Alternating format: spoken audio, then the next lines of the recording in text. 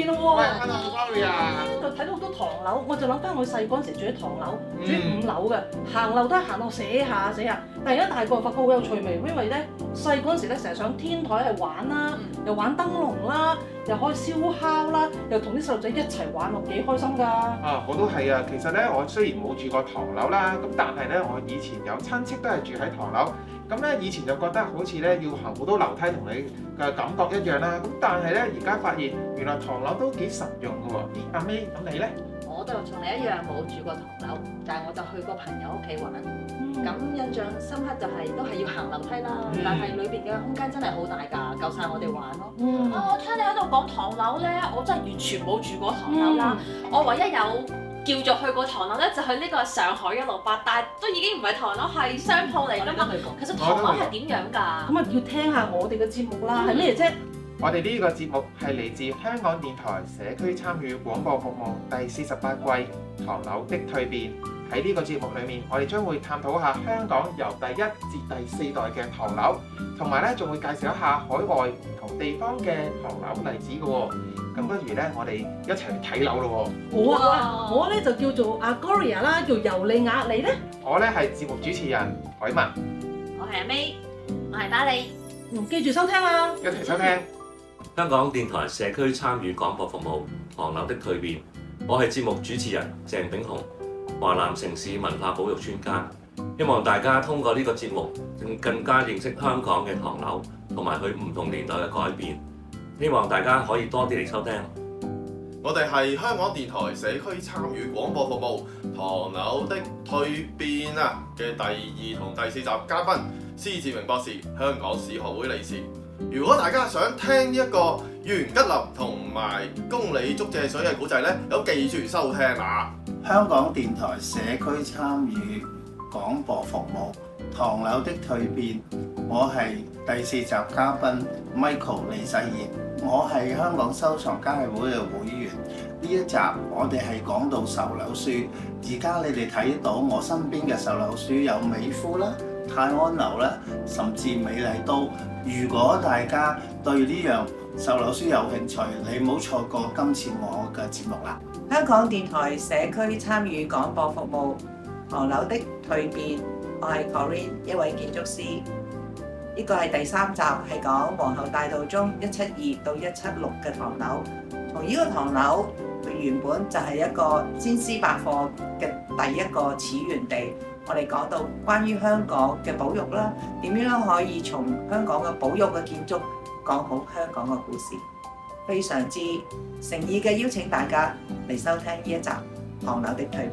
香港電台社區參與廣播服務《唐樓的蛻變》，我係第9集嘅嘉賓許卓權教授，係香港保育歷史建築諮詢委員會嘅主席。呢一集我會同大家介紹太子道西200號嘅唐洋樓群嘅發展同埋變遷嘅故事，希望大家到時收聽。香港電台社區參與廣播服務《唐樓的蛻變》。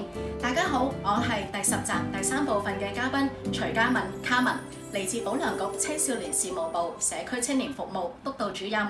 大家好，我係嚟自保良局 B54嘅單位主任 Kathy 許華欣。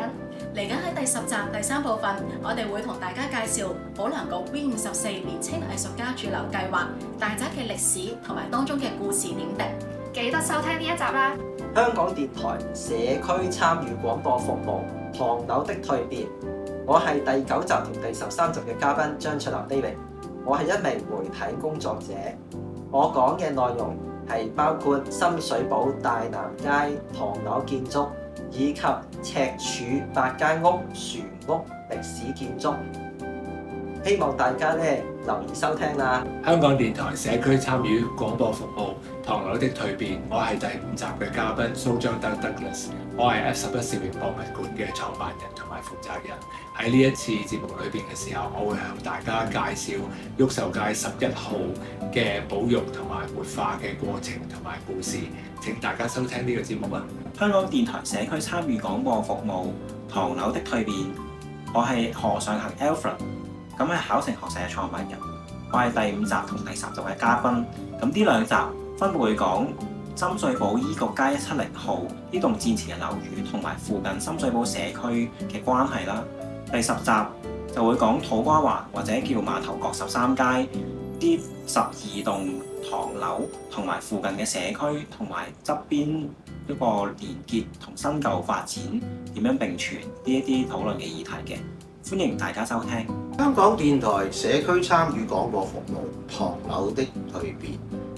各位大家好，我叫馬志明，係畫家、電影美術指導。喺第6集，我會講出唐樓同埋電影嘅關係，歡迎大家聽眾收聽。香港電台社區參與廣播服務《唐樓的蛻變》第1集同埋第2集，我係嘉賓麥中傑，我係建築師，市區重建局嘅規劃及設計總監。第1集我哋會講上海街嘅618上海街項目，第2集我哋係會講茂羅街嘅 M7 項目。呢2個項目都係保育，但係亦都有好多設計。我會分享裏面嘅設計嘅考慮，同埋點樣同個社區發生關係。所以有興趣嘅聽眾，大家記住聽啊！香港電台社區參與廣播服務《唐樓的蛻變》，我係城市規劃師林小魯。我咧就係參與咗第3集同第6集，講香港火龍文化館同埋呢個南昌街嘅一個唐樓群嘅古仔嘅。嗱，大家睇到啲硬件建築物之餘咧，最緊要咧就係了解呢啲嘅硬件背後承載咗我哋香港嘅乜嘢故事、人嘅故事同事物嘅故事，當中好多故仔㗎。如果大家有興趣，記住聽啦。香港電台社區參與廣播服務《唐樓的蛻變》第7集，我係嘉賓張旭博士。今日我哋會講到唐樓同黃飛鴻傳奇嘅關係。咁如果想知道多少少咧，記住收聽香港電台社區參與廣播服務《唐樓的蛻變》。我係第11集嘅嘉賓，我係阿 Sam， 精神書局嘅第3代傳人。我哋嘅故事好精彩㗎，記得收聽啊！香港電台社區參與廣播服務《唐樓的蛻變》第8集彌敦道190號。我係香港中文大學通識學部嘅講師蔡思恒，作為今集嘅嘉賓，我會講到咧彌敦道190號嘅故事，話抗日戰爭期間特務啊參與嗰啲情報交替嘅工作，亦都有咧戰後咧粵劇小生張英曾經居住咗呢個地方板間房嘅故事。話要了解呢啲咁豐富嘅故事，一定要聽呢一集啊！香港電台社區參與廣播服務《唐樓的蛻變》。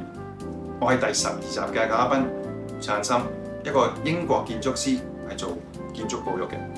我係活在山下嘅創辦人。我今集會同大家介紹一下我哋喺上環嘅遊記盒呢個項目，希望大家收聽。香港電台社區參與廣播服務《唐樓的蛻變》，今集係第11集。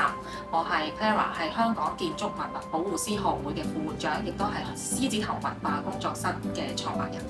咁今集咧，我哋就會講一講沙雅間嘅活化同埋復修啦。咁我哋就會講到去沙雅間唐樓以前嘅人其實嘅生活係點樣嘅咧？佢哋以前嘅居住環境亦都係點樣嘅咧？咁大家記住收聽啦！香港電台社區參與廣播服務《唐樓的蛻變》，我係第8集嘅嘉賓 Savia。咁今次就會同大家介紹翻，咁近期就喺一個唐樓嗰度開設咗自己品牌嘅陳列室，咁亦都有同時做埋一啲首飾嘅復修啊、重新設計嘅 service。咁到時大家注意收聽。香港電台社區參與廣播服務《唐樓的蛻變》。大家好，我係黃維仁，今日同大家傾唐樓嘅建築特色同唐樓未來嘅發展，希望大家收聽。香港電台社區參與廣播服務《唐樓的蛻變》。大家好，我係陳國豪，尋蹤覓跡嘅創辦人，同時亦都係第1集同埋第12集嘅嘉賓。咁第1集呢，我哋就會介紹威靈頓街120號永和雜貨店嘅歷史同埋佢同社區嘅關係。至於第12集呢，就會同大家介紹圍裙公寓，佢點樣由一個散仔館變成服務式嘅公寓，佢同深水埗成個歷史又有咩關係呢？咁大家記得嚟收聽啦！我哋香港電台社區參與廣播服務《唐樓蛻變》嘅第7集南國咖啡嘅 Kelvin，咁我哋喺唐樓入邊就做咗間 coffee shop，咁歡迎大家收聽呢個節目。